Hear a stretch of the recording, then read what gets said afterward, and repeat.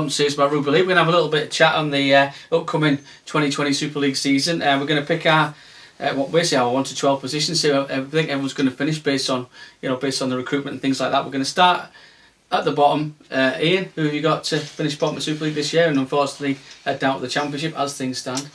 As things stand, I think it's between Hull KR and Toronto. Personally, I think Hull KR have invested heavily. However, apart from Sean Kenny Dowell, I'm not seeing enough from them, to really halt the slide that took them down to, within a hair's breadth of relegation last year. Okay. I just think that the only sort of safety device for them, if you like, could be Toronto, because I think Toronto, as good as their few signings have been, like Sonny Bill Williams, etc., they only have a squad of 25 players, which to me, if they get injuries and suspensions, which they are absolutely bound to do, then I think they could be in real trouble. You've been quite quick in the past, haven't you, Toronto? Yeah. So you think they're going to struggle that badly? I think Toronto, if they keep their squad healthy, I think they'll be okay. I think they'll be something like 7th or 8th or 9th, something like that. However, if they get injuries and suspensions, then I think they're in real trouble, because if they lose a Sonny Bill Williams or a Ricky Latelli or a Gareth O'Brien, people like that, who have they actually got to come in and replace them that are a Super League standard? The thing is, Toronto haven't. Yeah, they've signed Sonny Bill Williams, but they haven't strengthened over much in time for Super League. They think that their Championship squad is good enough, the coach, and it isn't. Obviously, the coach has won Super Leagues 4 times. He's won Super League, McDermott, is that? Yeah. Thereabouts. Yeah. So I mean, that's got to play a part. But anyway, so I know you've been quick. So I mean, you've got to give us a 12th and the 11th. Which way are you going to go? As things stand, I'll go for Hull KR 12th and Toronto 11th. However, that wouldn't surprise me if that changed. Okay, chat.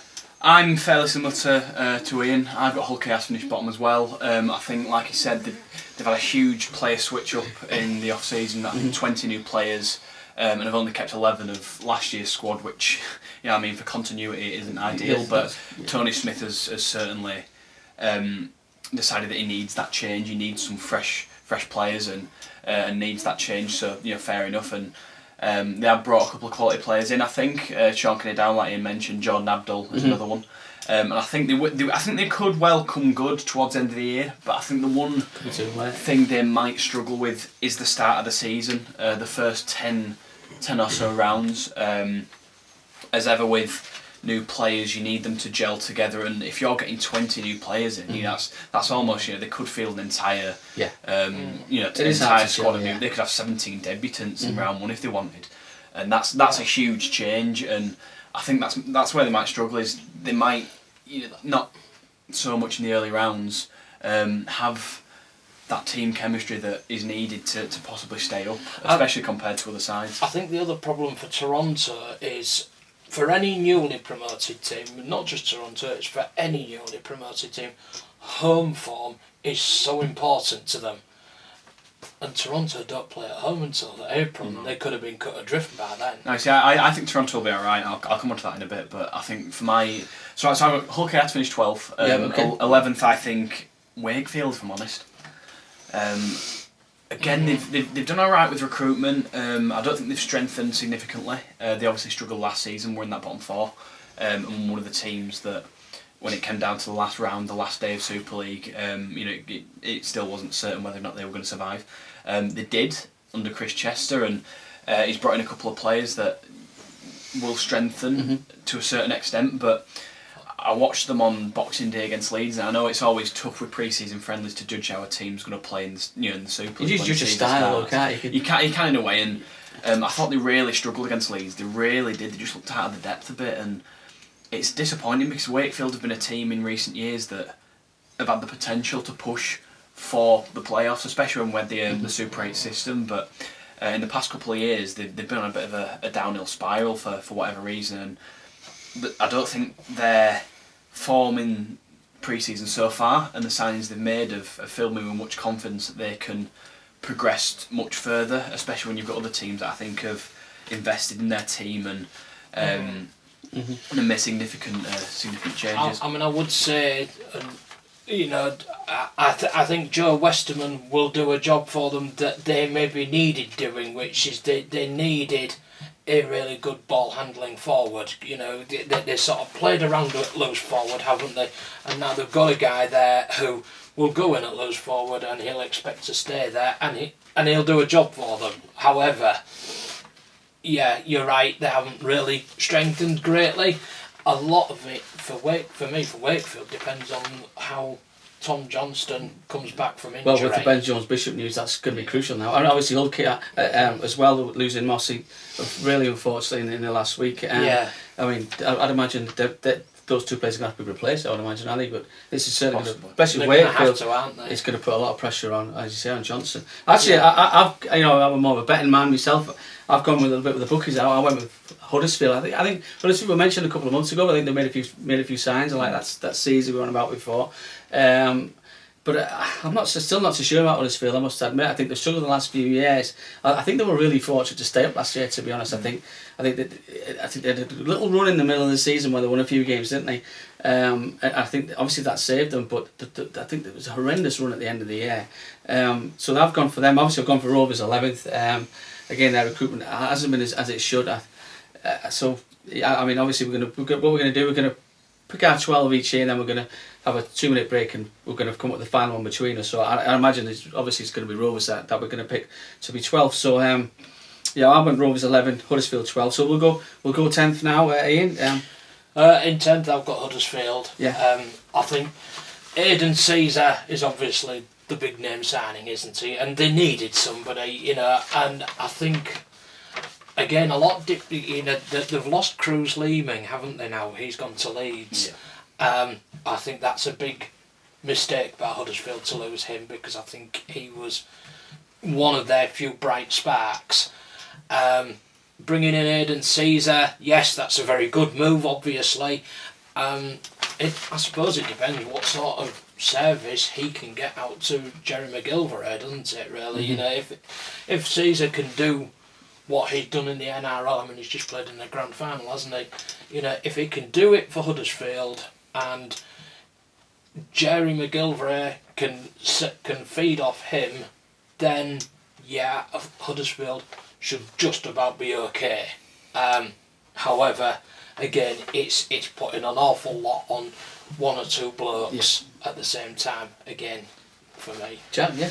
I've got Toronto in 10th. Okay. Obviously Ian's put a bit lower than me and has explained his reasons why, but I think I like Toronto's squad. I think that as much as they are the new kids on the block and have a fairly limited squad, I can't see them not recruiting, if that makes sense. I think they will bring in a couple more players before the start of the season, and in terms of depth, I don't think they'll struggle as much as some people might think.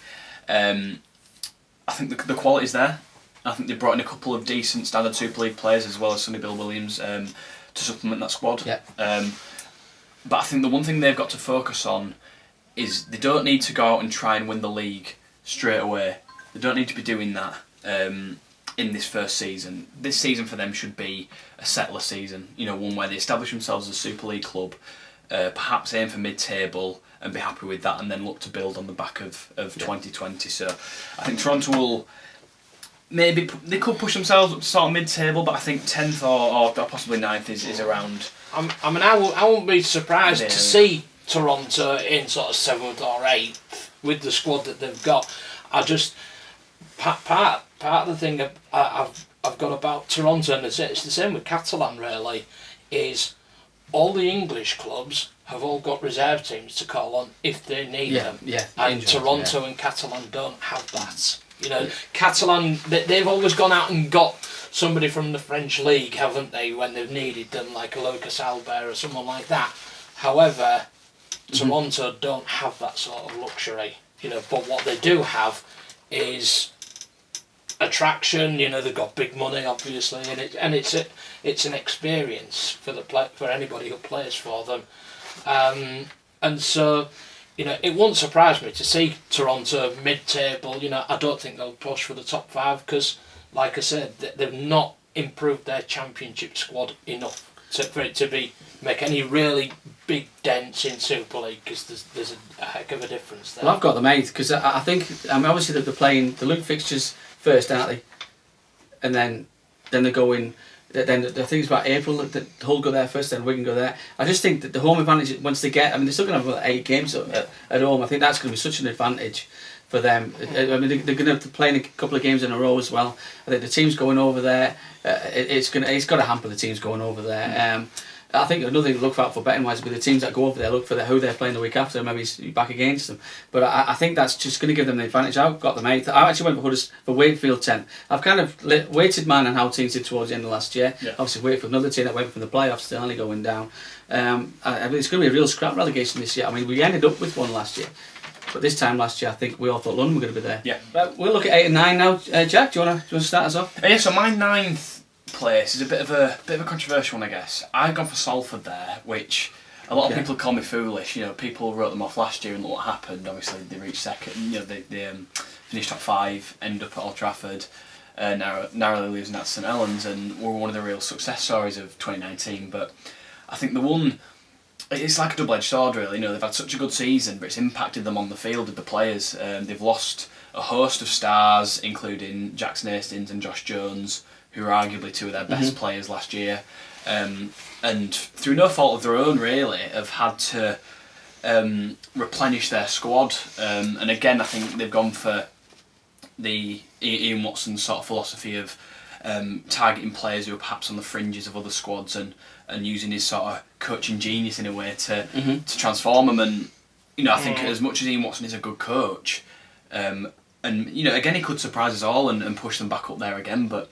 I think they've had so many changes in that squad that, again, like KR a little bit, they'll take a bit of time to get going. And I think the loss of Hastings in particular is a massive blow to them. It's such a big figure of the club. He is, yeah, exactly. He could change, he could change the course of a game on a dime. He really could, and I'm not sure if the likes of Kevin Brown and Chris Hatkin can do the same. So I think Salford will, again, I really do hope the surprises, because I think after last year they took some really big steps forward, but it could impact, that one big good season could impact them in future. They could be victims of their own success, because these players suddenly got themselves in the shop window. They've been picked up. Precisely. The likes of Josh Jones has, of course, come to Hull. Jackson Hastings, Bibby has gone to Wigan. Exactly. People like that, and I can see where you're coming from. Exactly. Personally, 9th I've put Wakefield, and I've put Salford in 8th. Yeah, well, on Salford, like I say, I went Saturday Sun and played Elite, and to be honest with you, I was wondering how they would play season. I thought Kevin Brown fitted in really well. They played really well, created a couple of tries, and to be honest, I think the Salford fans really took to him. Obviously, there was a lot of interchanges. All the players were getting cheered as they were coming off. The biggest cheer was for Kevin Brown when he come off. The fans literally stood up for him, and Lussick was tremendous from dummy half. He looked really good, and when Ian Watson came in the press after the game, he looked really excited about how Salford were going to play this year. They've got a really good pack. Hifo, I think you pronounce it better than me. They've got from Huddersfield. I knew that they got it from Huddersfield. I was shocked when I found out he's on loan from Huddersfield. I think Huddersfield are going to struggle this year by my accounts. You think he would go straight in at Huddersfield? He looked really good, and they do look quite a strong pack. Salford. They've got the firepower behind them now. I've got them a lot higher on the table, but we're going to go with you guys. So you've got Salford. Obviously, we need your 8th as well. My 8th, I've gone for Huddersfield. As you just mentioned, I think that, again, they were one of the bottom 4 teams last year who struggled and who risked relegation. But I like their signings. I really like Ashton Goulding. I think he was really unlucky at Leeds in the fact that there was him and Jack Walker at the same time, and I think Walker just perhaps suited the Leeds style a bit better. But I think in terms of a defensive fullback, you're not going to find too many better than Ashton Goulding. His positioning in defence particularly, and his ability to just put himself in front of an attacker, especially in his own line, is among the best in the competition, I think. And I think Ashton Goulding is a very good defensive fullback. He is. He's not the strike player that most people seem to think a fullback is, which they generally are. But I think he improved that side of his game at Folkestone. I think he was one of their top attackers. And I think that's an area of his game where he needed to improve, and that season at Featherstone last year really did that. And I think as well, obviously you mentioned Aidan Caesar, big name from the NRL coming over just on the back of he led Canberra to the grand final over there. And I think him working alongside the likes of Ashton Golding, that takes pressure off Lee Gaskell as well to do his own thing. And I think they've got enough depth in that pack. They've got some really exciting young forwards, Matt English, Ollie Wilson, John Luke Kirby. They've just signed Owen Trout from Leeds. I think it's a really exciting time for Huddersfield. They've got a really good youthful squad, but I think they've added a decent amount of experience in the right areas. So I think Huddersfield will be better than they were last year. Still think they're a couple of years away maybe from pushing that top 5, but I think 8th is probably realistic. Yeah, well, like I say, I went ahead in Huddersfield. I've been saying since before when last season finished, I really fancied them to go down this year, but I'm pleased. Obviously, they're not going to be bottom. So I'm pleased you two probably got me out of trouble here. So let's go 6 and 7 here. 7th, I've got Catalan. I think, they've got obviously Maloney is the big name signing, isn't he? However, I think for them again, home form is going to be so important, and they were a bit all over the place with it last year, weren't they? And so I think Catalan, I see them finishing 7th. I don't think they'll be anywhere near relegation, but I don't think that they're going to be pushing the top 5 particularly hard either. They might have a say as to who gets in it, but I don't see them really really threatening. 6th, what I've done, I've got 5th place between Warrington and Leeds, and I think I'm going to stick Leeds in 6th. Okay. So you Leeds out the playoffs? Yeah, okay. I think so, because they've gone out, they've spent some money. However, that wasn't usually the Leeds way of doing things, was it? It used to be, let's bring them through from the academy, and they're not doing that so much now. And we know they made the £500,000 offer for Jake Connor. They went after another half-back who I can't remember who it was, and Luke Gale was actually like a third choice half-back that they wanted to get in to put next to Rob Louis. And I just to get them two firing, that's going to take time. And I remember saying it last year when they appointed Richard Agar as coach. I said, no, Richard Agar is a short-term answer to a big problem that they were facing at the time. He's not a long-term answer. They've given him the job permanently now. And as good as he can be, I just don't see him turning them into challengers, really.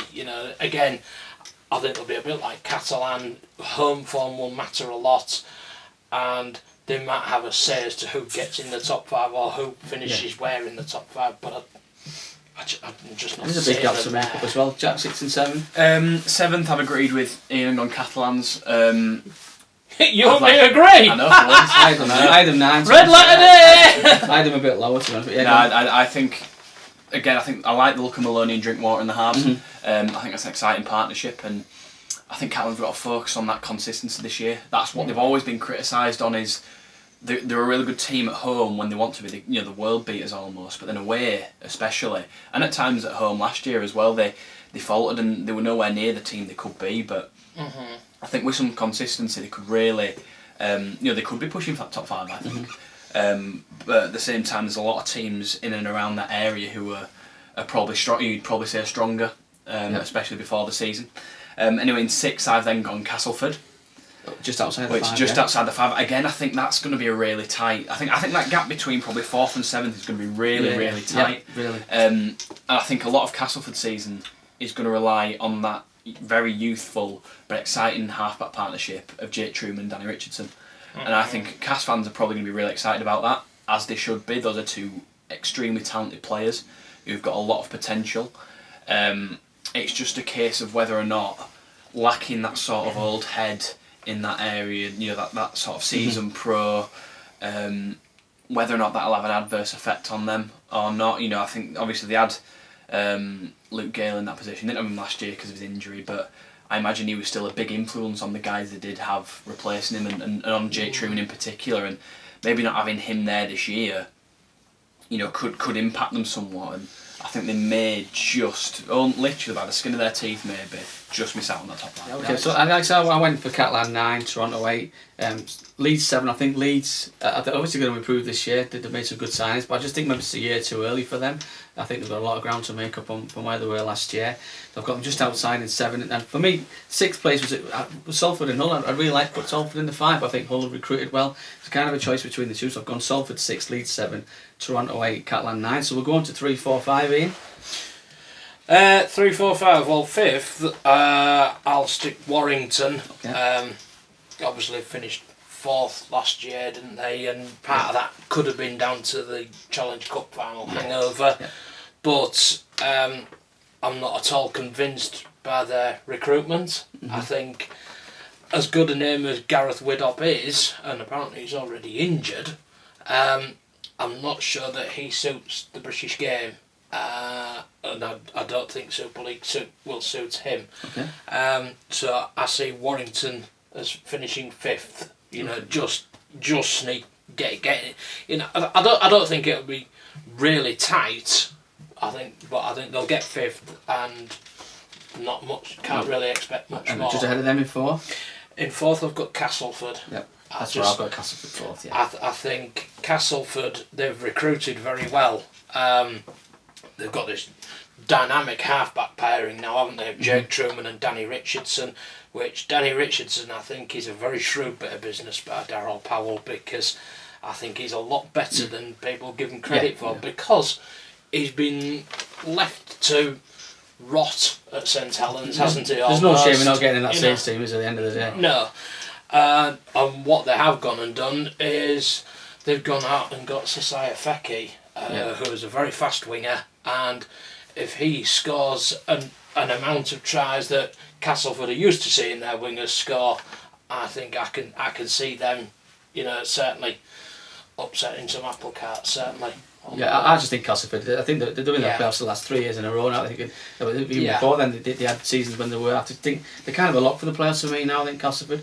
And 3rd? Yeah. And 3rd, I've got our champions. So you've got Saints down in 3rd, okay. I have. Okay. Yes, I think St Helens, everybody said that they needed to get worse to make it a more competitive league, and I think, frankly, that they have duly obliged us with that. I think losing Danny Richardson and losing Adam Swift are pretty big mistakes by them. Part of it could have been from the fact that they were not being regular, and it could have been that they were not sure as to who was going to replace Justin Holbrook. I'm not sure, you know, but they wanted out for a reason, and I think losing them definitely weakens them quite a lot. And on top of that, they've got a new coach coming in, you know, and they'll say, oh yeah, well look what Christian Wolf did with Tonga. Well, I'm sorry, but look at the players that Christian Wolf has had available to him at Tonga.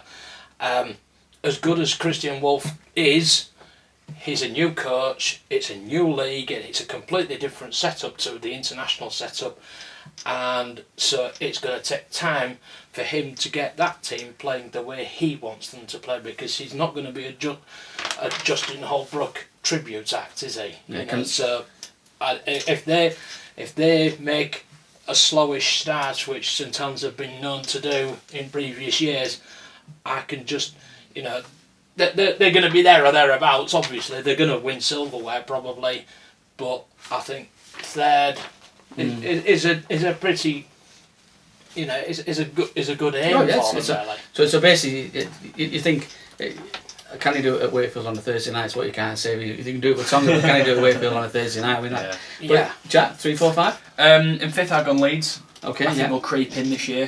Just top 5. We've only gone just outside, to be fair. Yeah, exactly. I think they've had a couple of seasons of rehabilitation, rebuilding. I think Luke Gale is massive for them. Yeah. I know a lot of people have labelled that a big risk, and as much as it does come with his risks, he's obviously a player who's suffered 2 big injuries in the past couple of years. He missed the Sunday game. That's not a word. I'm not sure, to be fair. I think he probably would have played. I think I think it's just a slight tweak. Yeah. But I think the one thing you do see with a player like that is that as much as his fitness may take some time to get back to 100%, he'll never lose that vision. Yeah. that vision and that natural ability of a halfback, and the rugby league brain that he's got up there. You can't buy that sort of that sort of quality. So I think he could be the pivotal man that leads them into that top 5. I think as well they've done well with the likes of Matt Pryor. I think he's a really good signing. I think the one area they may struggle in is that leadership role. I think Trent Merrin is a huge loss. I think that's a really big loss for them. I think one of the big events that turned their season sort of last year was appointing Trent Merrin as captain, and he really came into his own. He did, didn't he? Yeah, he did. He's so popular with the fans as well. Exactly, but I mean they've replaced him with Stevie Ward as captain. As popular with the fans to be fair. I think that is a very wise move. Yeah, Stevie Ward as captain. Yeah, that's another one.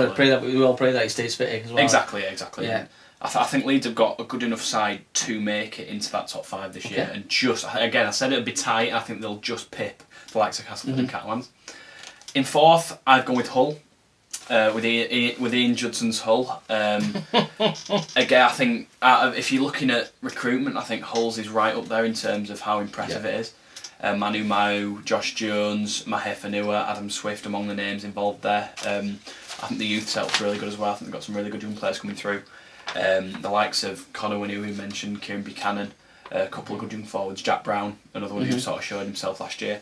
I think with Hull it's been a case of so near but yet so far in the past couple of seasons, in terms of they've been right up there challenging but perhaps fallen off in the last stage of the season. Always seems to go wrong somewhere. It does, yeah, in exactly. the league, obviously not the cup. They've won the cup two of the last 3 years, but like I said, that's obviously for me. Like I said before, I've gone on like more what happened towards the end of last season. That Hull really fell away. I think they thrive in those knockout games, and the one thing they struggle is that getting that longevity and that form, that consistency that keeps them going towards the end of the year. But I think with the players they brought in, and Lee Radford's obviously still at the helm, and he's seen what's gone wrong perhaps in the league in the past couple of seasons, and made significant investment this year to change that. And I do see Hull as being a top 5 side this year, so I put them in 4th. We all have as well. So we all gone in 5. And in 3rd, I think Warrington. I know Ian's put them a couple of places below, but I think Warrington again are another one of those clubs that are always there or thereabouts in terms of the top 3, top 4.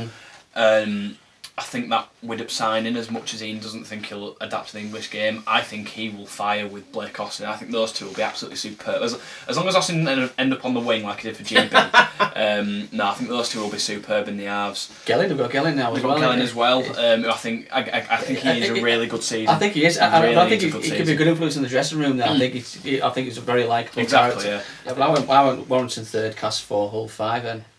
We're going to go for our top 2 now. Obviously, look at the names that we've already taken. I don't think we're going to be too much difference here, but Chat, I'll let you go first. Yeah, so I think the top 2, I think just about all of us have got it. I think actually apart from me. And, you went with 30%, not a million miles away. I've got Wigan in 2nd. I really like their recruitment. I know that's something you were happy with as well. Jackson Hastings, obviously, is that maverick player that replaces George Williams.